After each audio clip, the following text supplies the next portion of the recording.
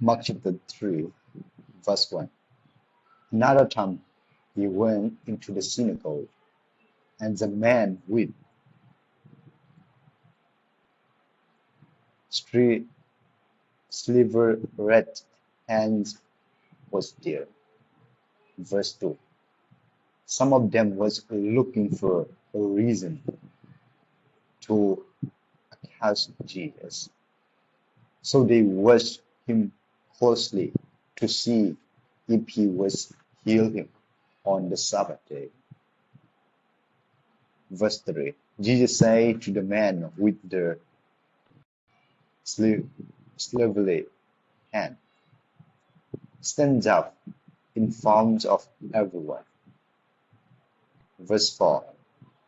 Then Jesus asked them, which is lawful on the Sabbath, to do good or to do evil, to save life or to kill?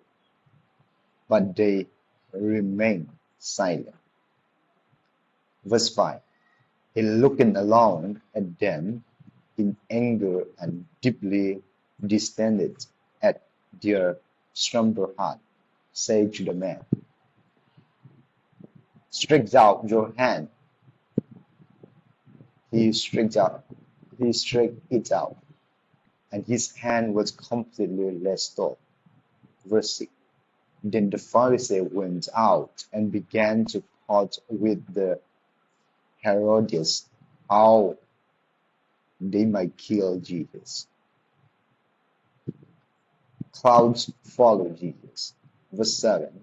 Jesus went down with his disciples to the lake, and the largest crowd from Galilee followed. Verse 8. When they heard all he was doing, many people come to him from Judea, Jerusalem, Idumean, and the regions across of the Jordan, and around Tyre and Sidon. Verse 9. Because of the crowd, he told his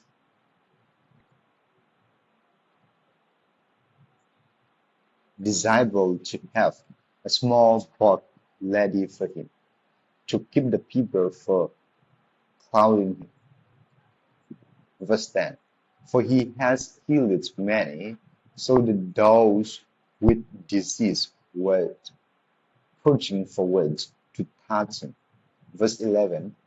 Wherever the evil spirit saw him, they fell down before him and cried out, you are the Son of God.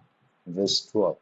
But he gave them strict order not to tell who he was. The appointing of the 12 apostles. Verse 13. When Jesus up on the mountainside and called to him those he wanted and come to him. Verse 14. He appointed 12, designating them the apostles, then they may be with him, and that he might send them out to preach. Verse 15. And to have authority to drive out a demon. Verse 16. Those are the 12 he appointed: Simon, to whom he gave the name Peter. Verse 17. James, son of Zebedee, and his brother John. To them give the name Boanerges, which means sons of thunder. Verse 18. Andrew, Philip, Bartholomew, Matthew, Thomas, James, sons of Alphaeus,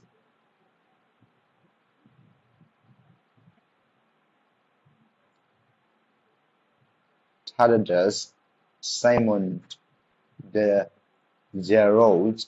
Verse 19. And Judas Iscariot, who betrayed him.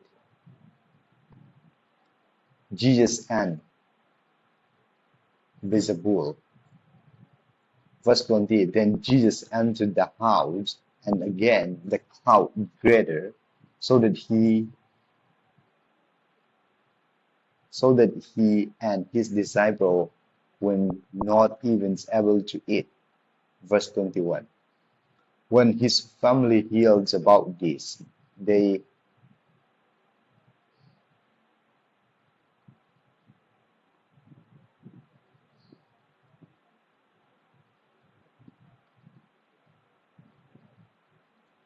went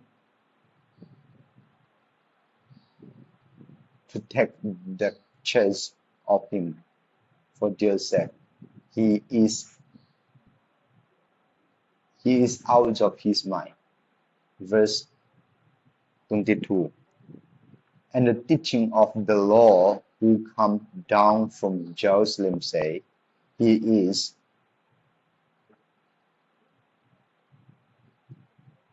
possessed by Zerubbabel, by the prince of demon. He is driving out demon. Verse 23. So Jesus called them and spoke to them in a parable. How can Satan drive out Satan? Verse 24. If the kingdom is divided against itself, that kingdom cannot stand.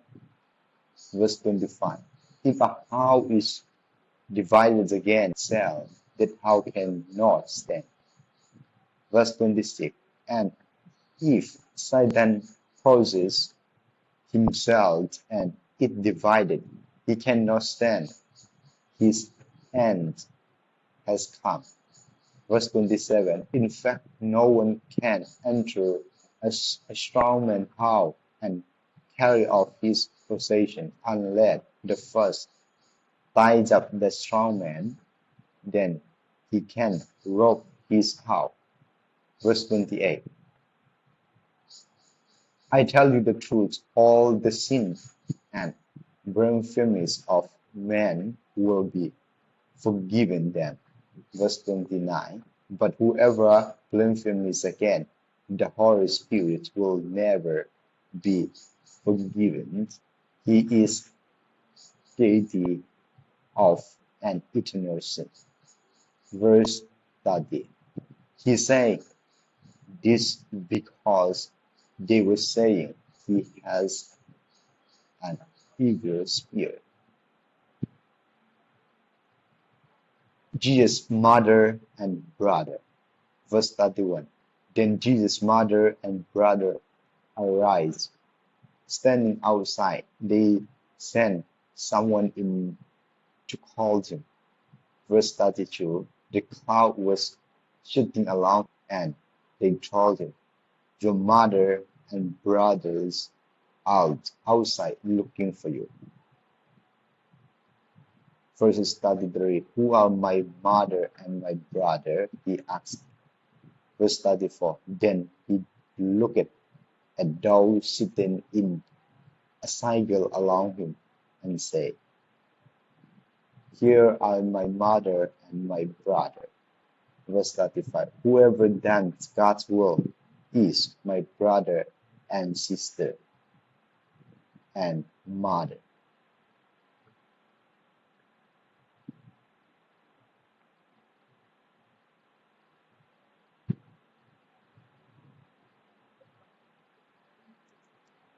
Mark chapter 3, verse 5. Look at in anger. The anger of Jesus indicates his hatred and disapproval of all unrighteousness and injustice. Hebrews chapter 1, verse 9. To the Christian's mouth resist unrighteous anger. Galatians chapter 5, verse 20. Colossians chapter 3, verse 8.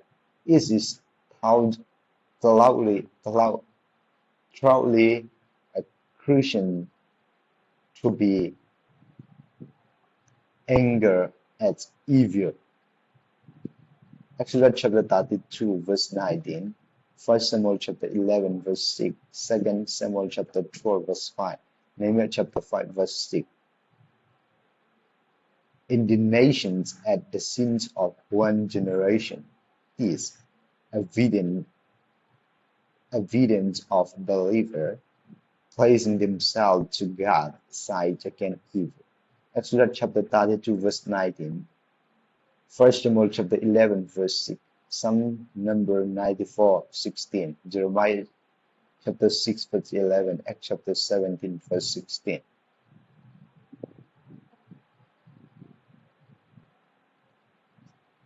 Mark chapter 3, verse 10. Healing many. See the articles on the healing, page number 20.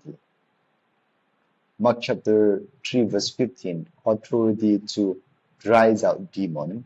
In the coming to earth, Jesus' purpose was to destroy the work of the evil. Mark chapter 1, verse 27. 1 John chapter 3, verse 8. And release those opposed by Satan and sin. Luke chapter 4, verse 18. See the articles on the power over Satan and demon. Page number 18. Jesus gives his followers the power and authority to continue his battle against the force of darkness. This truth is verified by the following observation. Number one, it is recorded that after Jesus appointed the 12 disciples, he given them authority to drive out demons. Verse 14 to 15, Matthew chapter 10, verse 1. After he appointed the 72, he gave them authority to overcome all the power of the enemies. Luke chapter 10, verse 1, 17 to 19. Matthew chapter 10, verse 1 to 8. Mark chapter 6, verse 7, verse 13. Number 2, the disciple will not only to go out and preach, verse 14, and Matthew chapter 10, verse 7, but also to manifest the kingdom, rules, power, and authority by doing the better against Satan, driving out demons, and healing every kind of disease and sickness. Matthew chapter 10, verse 1, 7 to 8. Number 3, Mark teaches that Jesus, after his resurrection, re-emphasized to his followers the task of preaching the gospel and the authority over Satan and his demons. See the articles on Signs of the Believer, page number 106.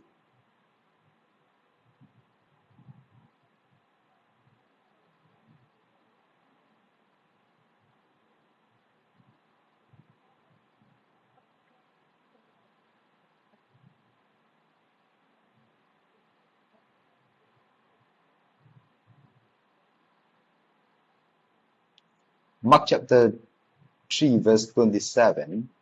Tied up the strong man. See the articles on power over Satan and demons, page number 80. Mark chapter 3, verse 29. Blasphemies against the Holy Spirit. Matthew chapter 12, verse 31.